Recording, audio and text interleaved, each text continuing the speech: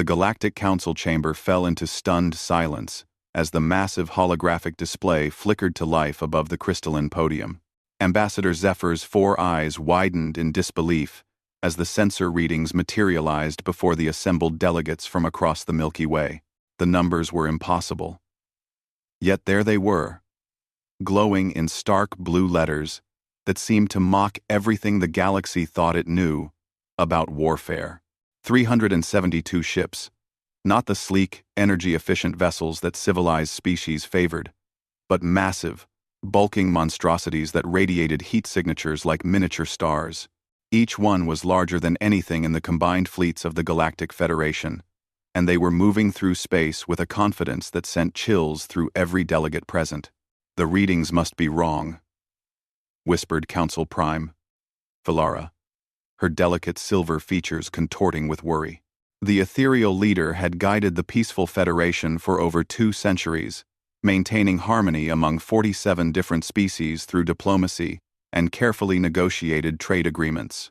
War was a concept so foreign to most galactic civilizations that they barely had words for it in their languages.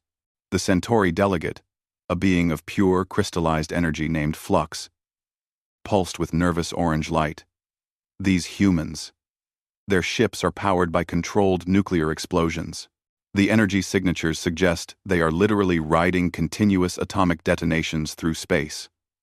How is this possible? Admiral Korthak of the Reptilian Defense Corps stepped forward, his scaled hide reflecting the chamber's bioluminescent lighting. As one of the few military minds in the peaceful Federation, he had studied the theoretical aspects of warfare that most species had abandoned millennia ago. "Council members, we are looking at something unprecedented in galactic history. These vessels are not just ships, they are floating weapons platforms. Each one carries enough firepower to sterilize a small moon." The human ships had appeared at the edge of Federation space 3 rotations ago, broadcasting on ancient communication frequencies that had been dormant for generations. The message was simple, transmitted in the mathematical language that all spacefaring civilizations understood. "We are humanity. We come in peace, but we are prepared for war. Request immediate audience with galactic governing body."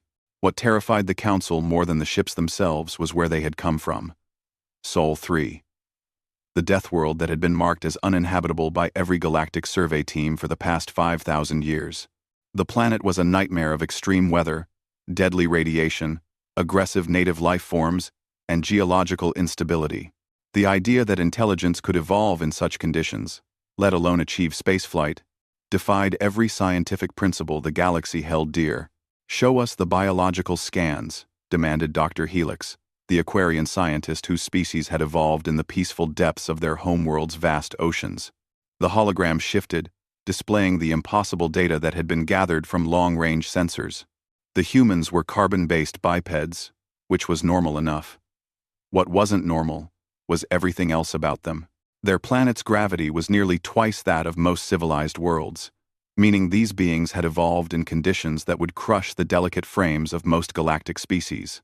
Their atmosphere contained a highly reactive gas, called oxygen, that was essentially controlled fire, creating beings who literally burned their food for energy. But the most disturbing revelation was their temperature tolerance.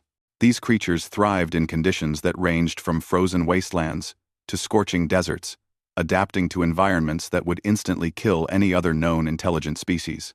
They were apex predators who had evolved from hunting other apex predators, developing forward-facing eyes, redundant organ systems, and reflexes honed by millions of years of mortal combat.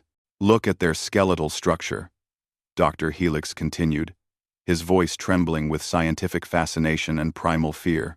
"Those bones are designed to withstand impact forces that would liquefy our bodies. Their muscle density suggests they can exert pressures that would snap our strongest materials. They are living weapons." The revelation that had sent shockwaves through the scientific community was the discovery of human history. Long-range archaeological scans had revealed something that no other species in the galaxy could claim. Humans had survived multiple extinction-level events. Asteroid impacts, volcanic eruptions, ice ages, and plagues had repeatedly brought their species to the brink of annihilation, and each time they had not just survived, but emerged stronger. Council Prime Valara's hands shook as she reviewed the historical data.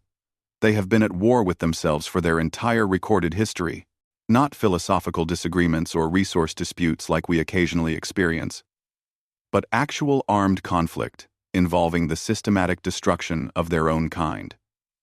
How did such a species achieve interstellar travel? The answer came from the human fleet itself.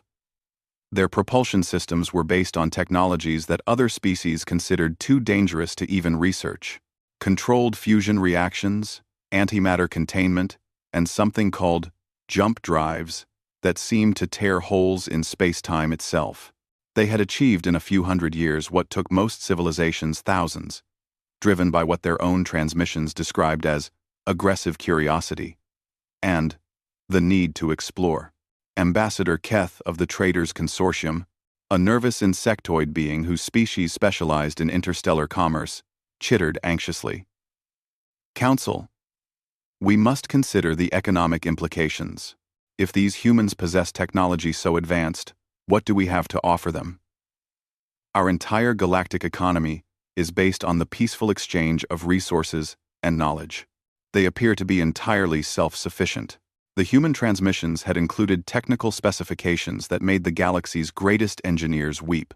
Their ships were not just weapons, they were mobile factories, capable of processing raw materials from asteroids and gas giants to manufacture whatever they needed. Each vessel contained agricultural bays that could feed thousands, medical facilities that could perform procedures the galaxy's best doctors couldn't imagine, and manufacturing systems that could build replacement parts for any technology they encountered. "They don't need us," whispered Research Director Nix. A floating neural network that represented the collective mind species. "They are completely autonomous.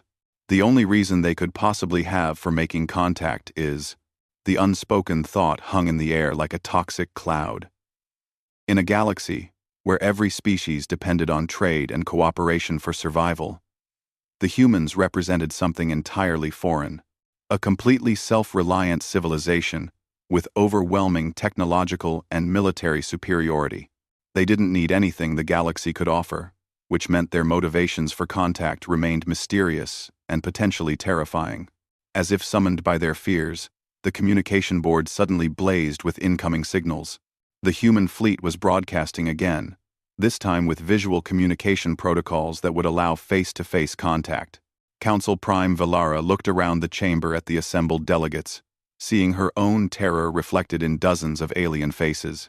"Council members," she said, her voice barely above a whisper, "we are about to make contact with a species that could potentially destroy our entire civilization without significant effort. The question we must answer is simple. What do we do when gods decide to visit?" The chamber erupted in fearful discussions as species representatives began calculating the military strength of their combined fleets against the human armada. The math was simple and terrifying. The Federation's entire military force, designed primarily for peacekeeping and disaster relief, would last approximately 14 minutes against the human fleet in open combat. Outside the council chamber, across the galaxy, emergency sessions were being called on every civilized world. The peaceful order that had maintained stability for millennia was about to face its greatest challenge. Military theorists who had spent their careers studying historical conflicts were suddenly thrust into the spotlight, trying to advise governments that had never seriously contemplated warfare. On the beautiful garden world of Serenity Prime, children played in crystal gardens while their parents gathered around news broadcasts, trying to understand how their safe universe had suddenly become dangerous. The Aquarian deep cities sent diplomatic submarines racing to the surface, preparing for the first military consultation in their species' history. Even the ancient energy beings of the Nexus, who had transcended physical form eons ago, began to consider whether pure consciousness could survive contact with creatures who had weaponized existence itself. The human fleet continued its steady approach toward the galactic capital, their massive ships moving with the confidence of apex predators who had never encountered anything they couldn't overcome.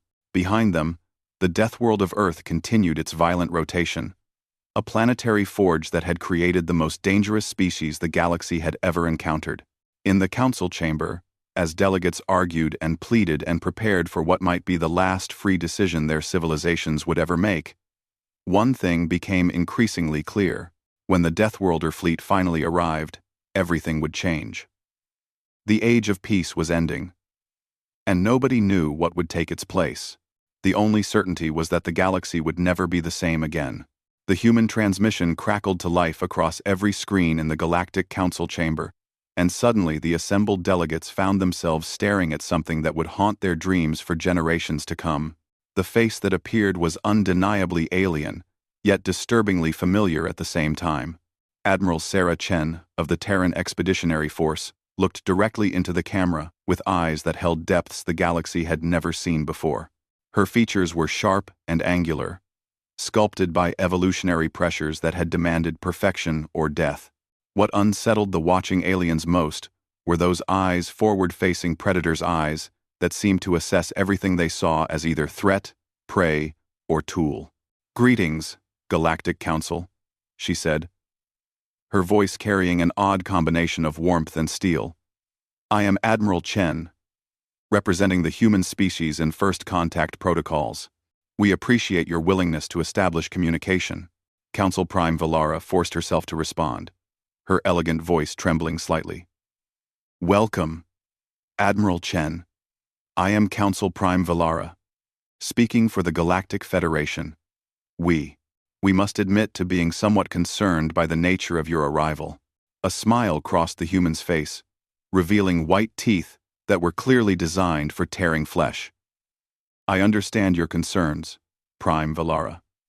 Our ships do tend to make quite an impression. Please understand that we come not as conquerors, but as potential allies. However, our history has taught us that it's better to be prepared for conflict while hoping for peace." The casual way she mentioned conflict sent ripples of fear through the chamber. For most species present, conflict meant strongly worded diplomatic protests, or perhaps trade sanctions. The idea of actual physical violence was so foreign that they lacked proper context for her words. "Admiral Chen," interjected Dr. Helix, his aquatic form shimmering with nervous bioluminescence. "Our scans indicate that your vessels are equipped with weapons capable of planetary destruction. Surely such armaments are unnecessary for peaceful exploration." The human's expression grew serious, and for a moment, the watching delegates glimpsed something ancient and terrible in her eyes. "Doctor, I appreciate your perspective, but you must understand our reality. Humanity has faced extinction 17 times in our recorded history. Asteroid impacts, supervolcanic eruptions, ice ages, plagues, and wars that nearly ended our species. We learned early that the universe is hostile to life, and that survival requires constant vigilance." She paused, letting her words sink in before continuing. "Our weapons are not tools of aggression. They are insurance policies written in fusion, fire, and antimatter. We have seen what happens to unprepared civilizations. They become extinct." Admiral Korthak, the reptilian military advisor, leaned forward with professional interest. "Human Admiral, your species appears to have militarized space itself. Your ships function as weapons. Your technology is derived from warfare. Even your exploration is conducted with military precision. How did such a civilization develop interstellar travel?" "Well, 127. Chen's smile returned, but this time it carried a hint of pride that made the watchers uncomfortable. "Admiral Korthak, war taught us innovation. When your species faces annihilation every few generations, you learn to adapt quickly. Our greatest technological breakthroughs came from military necessity. Nuclear power, rocket propulsion, computer systems, medical advances, everything we use to explore the stars was originally developed to help us survive conflicts." The revelation struck the Council like a physical blow. Their own technologies had evolved through careful collaboration and peaceful research spanning millennia. The humans had achieved the same results in a fraction of the time, driven by the constant pressure of mortal combat. But surely, protested Ambassador Zephyr, once your species achieved global unity, you abandoned such violent practices? The human admiral's laugh was genuinely amused, but it carried undertones that made several delegates physically recoil. Ambassador, I think there may be a fundamental misunderstanding here. Humanity has never achieved global unity in the way you understand it. We currently have over 200 separate nation-states, each with its own government, military, and interests. We explore space not as a unified species, but as a collection of competing civilizations that happen to share the same planet. The silence that followed was deafening. The concept was so alien to galactic civilization that many delegates couldn't process it. Every other species had achieved interstellar travel only after unifying their homeworld under a single government. The idea of multiple competing civilizations with interstellar capabilities was like discovering that chaos itself had learned to build starships. Council Prime Valara struggled to maintain her composure. Admiral Chen, are you telling us that your species regularly engages in armed conflict while possessing the technology to travel between stars? Not regularly, but yes, it happens. In fact, the fleet you're speaking with represents a joint operation between 7 different Earth nations. We've learned to cooperate when it serves our mutual interests, even while maintaining our independence and, yes, our military readiness. The implications hit the Council like a tsunami. Not only were they dealing with a species of weaponized Deathworlders, but multiple competing factions of weaponized Deathworlders, each with the technology to cross interstellar distances. The galaxy's worst nightmare had just become exponentially worse. Research Director Nix's neural network pulsed with frantic calculations. Admiral, your species appears to view conflict as natural, even beneficial. How do we establish peaceful relations with beings who consider warfare to be normal? Chen's expression grew thoughtful. Director Nix, that's an excellent question. You see, humans don't fight because we enjoy destruction. We fight because competition drives improvement. Our greatest achievements come from competing against each other, pushing boundaries, refusing to accept limitations. The same drive that makes us dangerous also makes us innovative, adaptive, and ultimately, valuable allies. She gestured, and the display behind her showed images of human achievements. Massive space stations, terraforming projects, scientific expeditions to hostile environments that would kill any other known species. Our competitive nature means we constantly push ourselves beyond what should be possible. We explore dangerous regions of space because they're dangerous. We develop new technologies because the old ones aren't good enough. We solve problems that other species consider unsolvable because we refuse to accept defeat. The watching delegates saw something in those images that made them question everything they thought they knew about civilization. These humans didn't just survive in hostile environments. They thrived there. They sought out challenges that would destroy other species and turned them into opportunities for growth. Ambassador Keth of the Traders Consortium chittered nervously. Admiral Chen, what exactly does humanity want from the galactic community? What are your intentions? The human's smile grew wider, revealing those predatory teeth again. Ambassador, we want what we've always wanted: to explore, to learn, to grow, and to ensure our survival. The galaxy is vast and full of wonders we've never imagined. We hope to establish trade relationships, share scientific knowledge, and learn from civilizations that evolved along different paths than our own. She paused, her expression growing more serious. But we also bring something the galaxy has apparently forgotten: the ability to defend what we value. Your peaceful federation has existed for millennia without serious external threats. That's admirable, but it's also made you vulnerable. There are things in the dark between stars that don't share your peaceful nature. Dr. Helix's bioluminescence flared with alarm. What do you mean? What threats? Chen's eyes grew distant, as if seeing something beyond the chamber walls. We've encountered them on our journey here. Our ancient automated systems from dead civilizations, programmed to destroy anything they don't recognize. Cosmic predators that feed on the energy of living worlds. rogue artificial intelligences that view biological life as a contamination to be cleansed. The universe is not as empty as you believe, and not everything out there shares your commitment to peace. The council chamber erupted in terrified discussions. The idea of external threats to galactic civilization was so foreign that most species lacked the mental framework to process it. They had assumed that the absence of hostile contact meant the absence of hostiles, period. The good news, Chen continued, is that humans excel at dealing with existential threats. We've been doing it our entire evolutionary history. The better news is that we prefer to face such challenges alongside allies rather than alone. We're offering the galaxy something it has never had before, a species that can fight. Council Prime Valara felt the weight of decision crushing down upon her delicate frame. The humans were offering protection from threats the galaxy didn't know existed. But accepting that protection meant acknowledging their own vulnerability and dependency on these terrifying Deathworlders.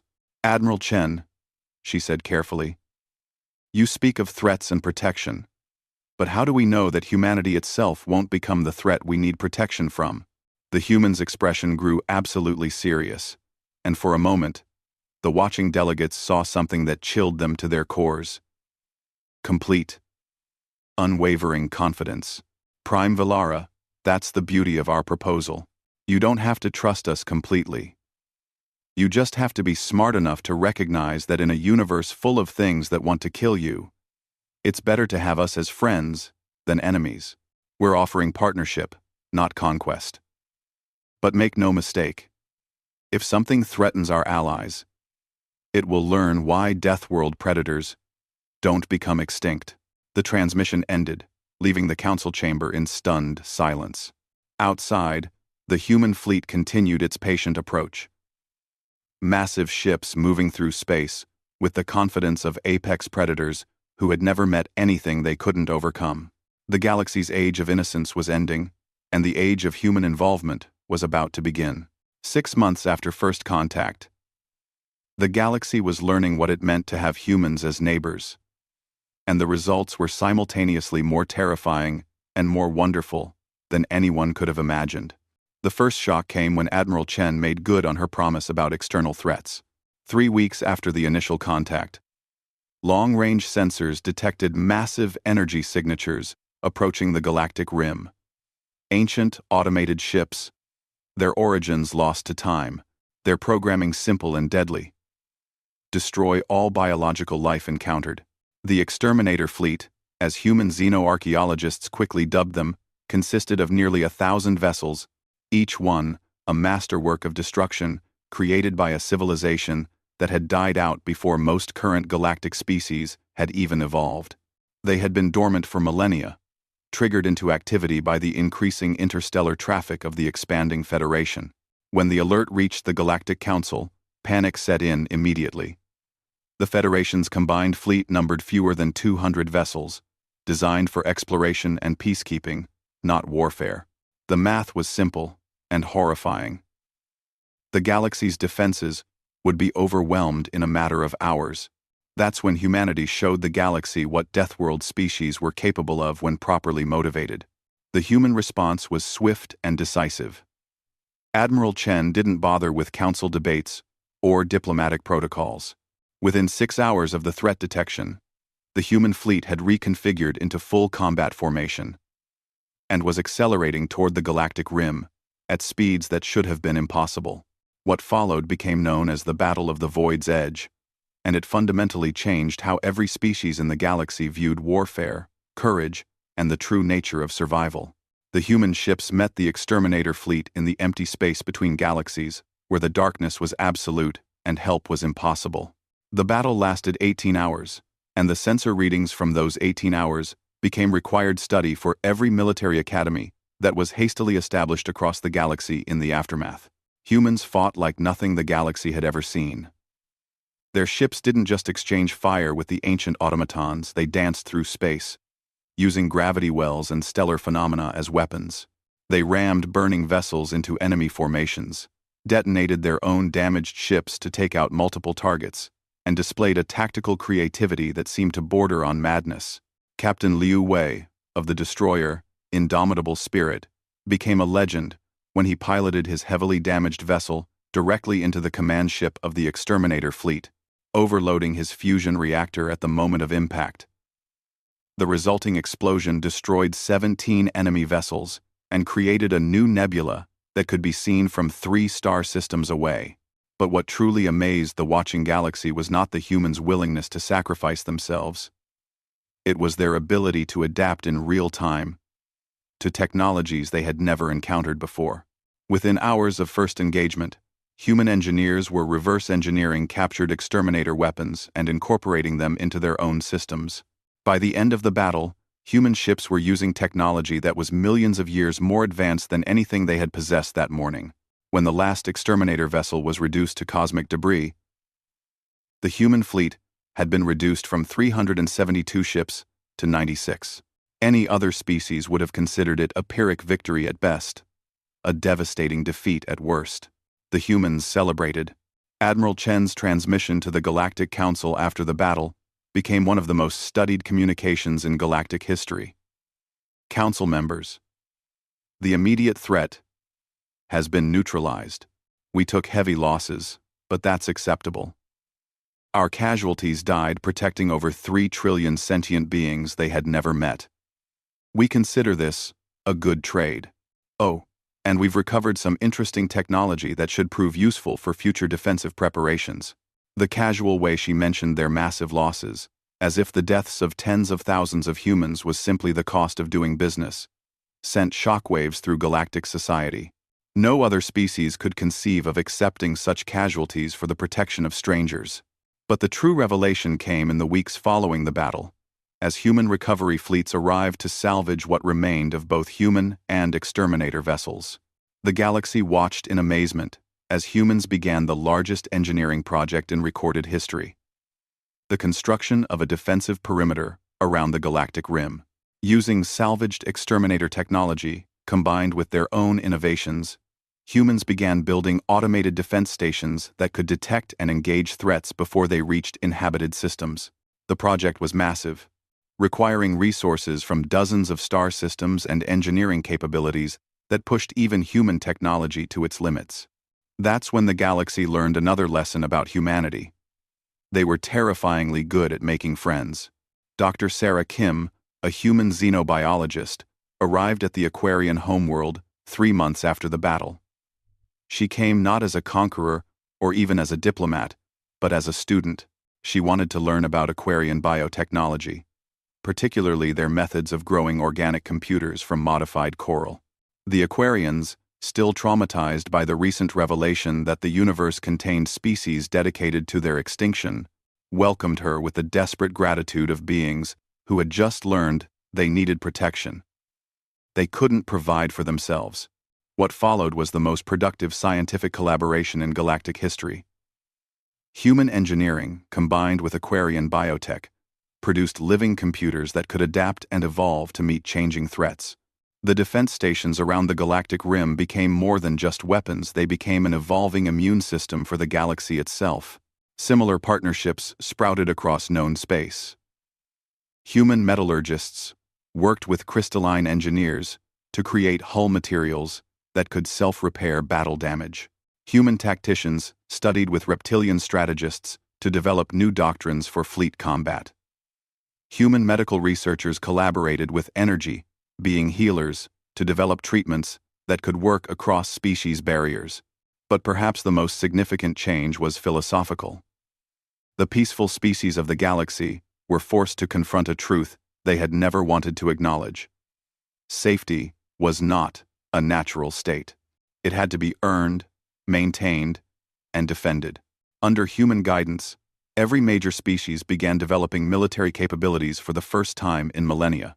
The training was careful, and controlled humans understood the danger of turning peaceful civilizations into aggressive ones.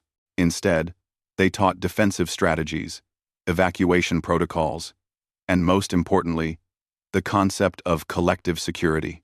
The Galactic Defense Force was established 6 months after first contact, with human Admiral Chen as its first commander and representatives from every member species serving under her. It was a volunteer force, but volunteers came forward from species that had never produced soldiers before. The most surprising volunteers were the energy beings of the Nexus. As creatures of pure consciousness, they had always considered physical conflict to be beneath their notice. But when they saw humans willing to die for strangers, they experienced something they hadn't felt in eons: inspiration. The energy being known as Lumina volunteered to serve as a communications coordinator for the Defense Force, her ability to transmit information instantaneously across vast distances proving invaluable for coordinating multi-species operations. Humans taught us that consciousness without courage is merely sophisticated cowardice, she explained to a gathering of her peers. We have spent eons congratulating ourselves on transcending physical existence. But we forgot that someone still has to fight for the right of consciousness to exist. As the human fleet completed its integration into galactic society, the changes became visible on every civilized world. Children who had never heard the word war now played games involving defending their homeworlds from imaginary threats. Scientists who had spent their careers on purely theoretical research began developing practical applications for planetary defense. Artists across the galaxy began creating works exploring themes of courage, sacrifice, and the price of freedom. The humans themselves seemed bemused by their reception. To them, the defense of the galaxy was simply logical. It was their neighborhood now, and humans had always believed in keeping their neighborhoods safe. The idea that they had fundamentally altered galactic civilization seemed not to have occurred to them. "We're not trying to change anyone," Admiral Chen explained in an interview with galactic media. "We're just sharing what we've learned about survival. Every species has the right to exist, to grow, to explore the universe in their own way. Our job is to make sure nothing interferes with that right." But late at night, in the quiet moments between shifts on the new defense stations, human crew members would look out at the stars and smile. They had found something they had never expected. A galaxy full of species, worth protecting, and more importantly, species that were learning to protect themselves. The peaceful civilizations were becoming stronger without becoming cruel, more vigilant without becoming paranoid. They were learning to value what they had built and to take responsibility for preserving it. And in the deepest space between galaxies, automated sensors watched for new threats, while biologic computers evolved new defensive strategies. The galaxy's immune system was learning, growing, preparing for whatever might come next. The age of innocence was over. The age of prepared vigilance had begun.